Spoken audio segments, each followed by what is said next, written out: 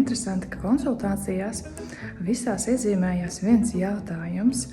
Vecāki uztraucās par to, ka viņi liek robežas pārāk stingri. Jā, man gribas teikt vecākiem, ka robežas, kad viņas ir nepieciešamas, viņas nevar būt par stingru. Robežām ir jābūt stingrām, bet jautājums ir par to, cik daudz mēs liekam šīs stingrās robežas. Un tipiski tādās ikdienas svarīgās lietās, ja tur ir robežas, tad tās ir nepieciešamas.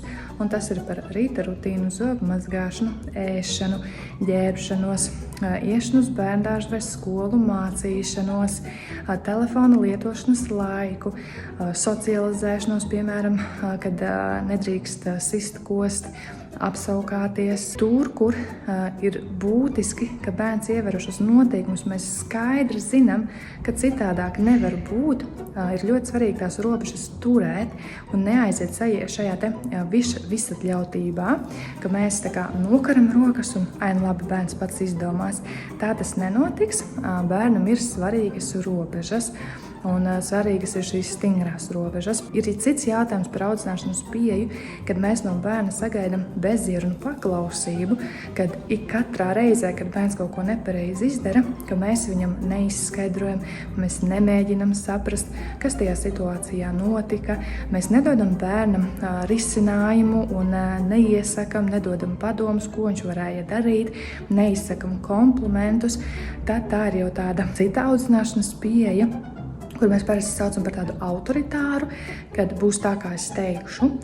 Bet, kad mēs runājam par tādu audzināšanas pieeju, kas ir cieņpilna, tad te jābūt tādam miksam no arī autoritārās pieejas, bet autoritārā pieeja ir tikai tāda, kur ir skaidrs zināms, ka tieši šādi mēs daram un ne citādāk, un tur nav nekādu citu variantu. Ja, piemēram, bērns uz ielas neskrien, un ja tur ir jādod roku, viņš dod roku, viņš var krist gar zemi, raudāt, spiegt un kliegt, bet te mēs turam stingras robežas.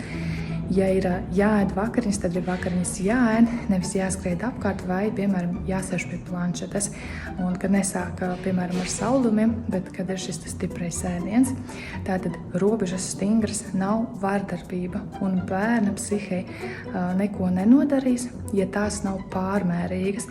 Un principā jau katrs var izmērīt un padomāt, ja es ikdienā savam bērnam ļauju dzīvoties, viņam ir laiks, kad spēlēties, kad draudzēties, viņš ir labi aprūpēts un viņam ir savs brīvais laiks, un tad ir situācijas, piemēram, kad ir jākārto mantas, tad ir jābūt stingrai mammai vai stingram tētim, tad tur arī ir jābūt stingrai mammai, stingram tētim, un tas nozīmē, ka iespējams, ka šīs audzināšanas pieejas ir normāls un atbilstošs, un šī stingrība ir pilnīgi vietā, un bērnam ļoti vajadzīga, un neko ļaunu bērnam nenodarīs.